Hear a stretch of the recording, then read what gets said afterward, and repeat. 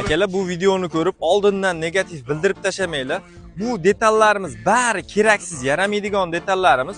Bu detallarning hammasini yangi olganmiz. Eshik qismimiz yengida yo'qligi uchun rabotchidan olganmiz. Bu Nexia mashinamizni xudo xolisa o'zimiz proyekt qilish uchun olib qolganmiz. Bundan oldingi Nexia mashinamiz juda ham idealniy chiqqanligi uchun ko'pchilik Nexia qilinglar deganligi uchun bu Nexia mashinasini olganmiz. Buni ham xudo xolisa stok holatiga keltiramiz, xudo xolisa. Bizni kuzatib boringlar, xudo xolasa buni ish jarayonlarini ham обязательно qo'yib boramiz. Yoqqan bo'lsa like bosib qo'yasizlar. Bizga podpiska bo'lib qo'yishni ham unutmanglar, akalar.